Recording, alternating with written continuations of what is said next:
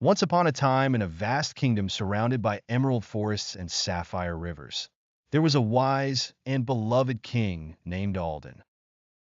He ruled with fairness, but his heart was heavy with sorrow. His only child, Princess Alara, was a curious and free-spirited girl who loved exploring the kingdom's wonders. Despite the luxuries of the palace, Alara always felt a pull toward the world beyond its walls. One fateful day, while cleaning the ancient royal treasury, a servant accidentally uncovered a peculiar golden crown. The crown was exquisitely adorned with rare jewels, but it carried an aura of mystery. When the king touched the crown, an ominous voice echoed through the hall. The one who wears this crown shall face the burden of truth and betrayal. King Alden, fearing for his kingdom and daughter, ordered the crown to be locked away. But curiosity consumed Princess Alara, who overheard the prophecy. Determined to understand its meaning, she secretly ventured into the treasury that night, unaware of the consequences that would follow. Under the glow of a full moon, Princess Alara tiptoed through the silent palace. The ancient treasury loomed ahead, its doors locked with iron bars. But Alara, clever and resourceful, remembered an old secret passage her nursemaid had once shown her. She slipped inside, her heart pounding with a mix of fear and excitement. The crown sat on a velvet pedestal, its jewels glinting like stars. Alara reached out, her fingers trembling as they touched the cold, golden surface. Suddenly, a surge of energy coursed through her, and the room filled with a haunting voice. The truth lies hidden within shadows. The crown reveals all, but at a cost. Before Alara could process the warning, the crown's jewels began to shimmer, casting images onto the walls. She saw visions of the kingdom, its villages, forests, and people.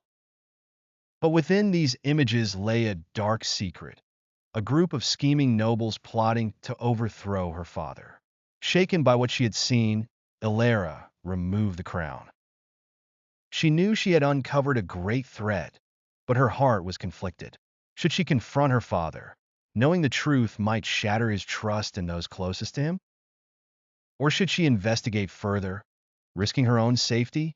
Determined to protect her father and the kingdom, Alara decided to act alone.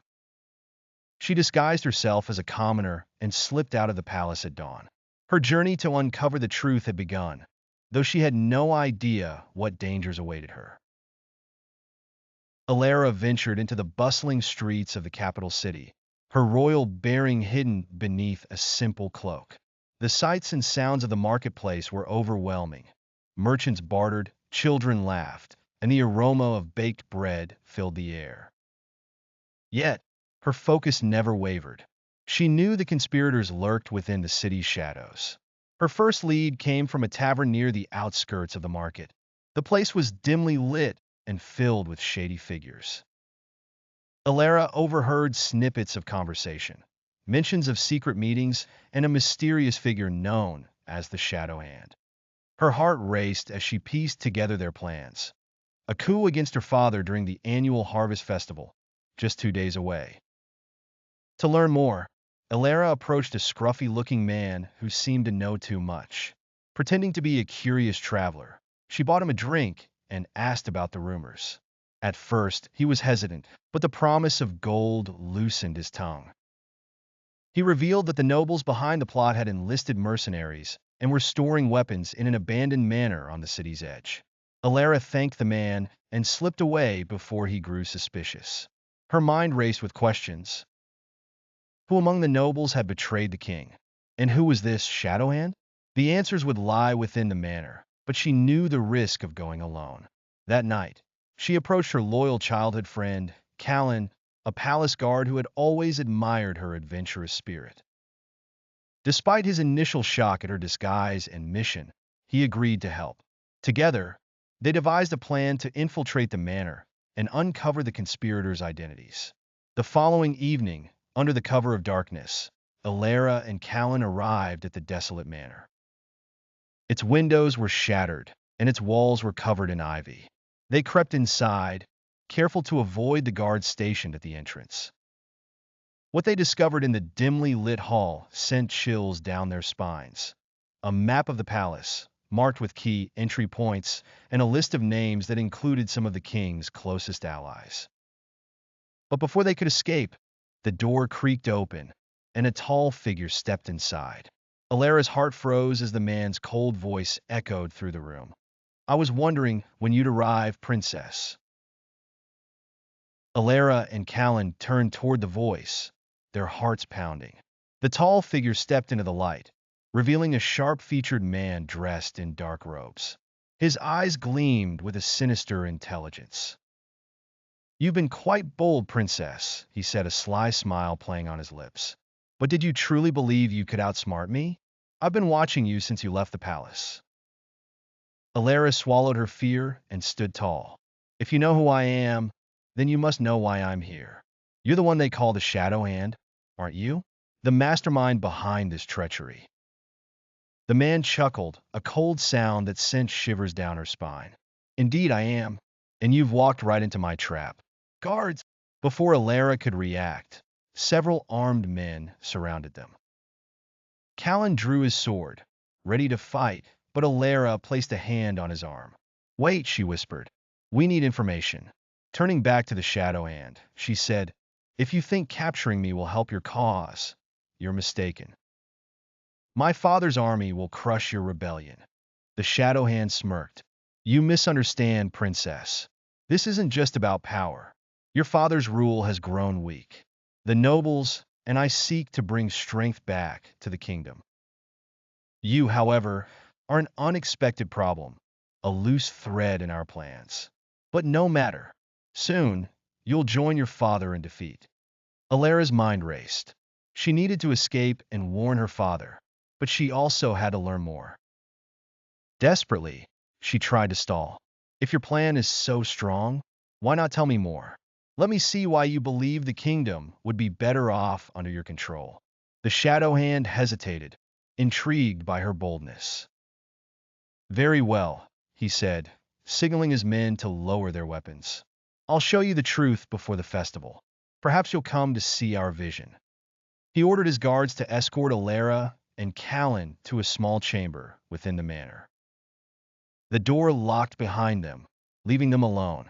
Callan whispered urgently, "We can't stay here.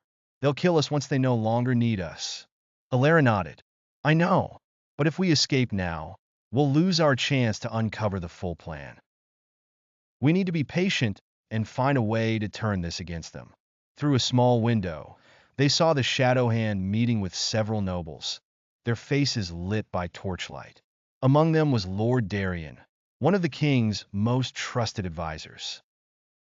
Alara clenched her fists. "We have to stop them, Callan. Whatever it takes, we cannot let the kingdom fall." As dawn approached, Alara and Callan prepared for their escape.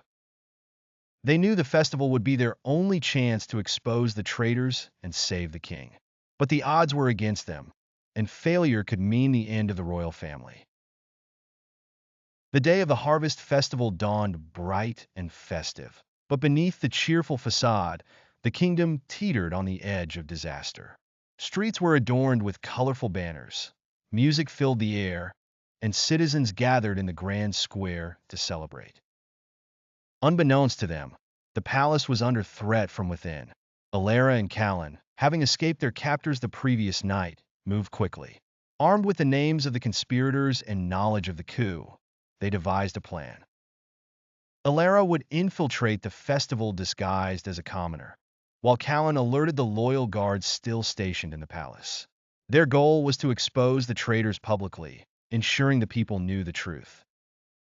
As the festival reached its peak, King Alden appeared on the royal balcony to address his subjects. Alara watched from the crowd, her heart pounding. Among the nobles gathered beside her father was Lord Darien, smiling calmly, his betrayal hidden behind a mask of loyalty. Suddenly, a loud commotion erupted near the palace gates. Mercenaries loyal to the Shadow Hand stormed in, armed and ready to attack. The crowd screamed and scattered, chaos engulfing the square. Lord Darien seized the moment, shouting, "Protect the king! To the throne room!" Elara saw through his ruse. He was leading her father straight into a trap. She pushed her way through the panicked crowd, her voice rising above the noise. "Father, stop! It's a trap!" King Alden froze, his eyes locking onto his daughter in disbelief. Before he could respond, the shadow hand emerged, flanked by armed nobles. "It's over, Alden," he sneered. "Your reign ends today." The mercenaries moved to strike, but Elara acted swiftly. She grabbed a banner pole and charged forward, shouting to the crowd, "The king is betrayed. Fight for your kingdom." The people, loyal to the king, rallied behind her call. Armed with whatever they could find, sticks, stones, and tools, they pushed back against the mercenaries. Callan arrived with reinforcements, turning the tide of battle. Elara fought her way to the balcony, where the shadow hand stood, his blade drawn against the king. "You should have stayed in the shadows, princess," he growled. "And you should have stayed out of my kingdom," Elara retorted, lunging at him. The two clashed, the sound of steel ringing out as they fought. Despite her lack of training, Elara's determination gave her strength. With a final strike, she disarmed the shadow hand, sending him tumbling to the ground. The king's guard subdued the remaining traitors, and the crowd erupted in cheers. Lord Darien and the other conspirators were captured, their betrayal exposed for all to see. King Alden turned to his daughter, his eyes filled with pride and gratitude. "Elara, you've saved us all. I underestimated your courage and wisdom." Elara smiled, her heart swelling with relief. "I only did what you've always taught me, father, to protect the people and the kingdom." The festival resumed that evening, not as a celebration of harvest, but of loyalty and unity. Elara stood beside her father on the balcony, the crowd cheering their names. She knew that the kingdom's future was brighter than ever, not because of its riches or power, but because of the trust and love between its people and their rulers. And so, the kingdom thrived, its bonds stronger than any crown could ever symbolize.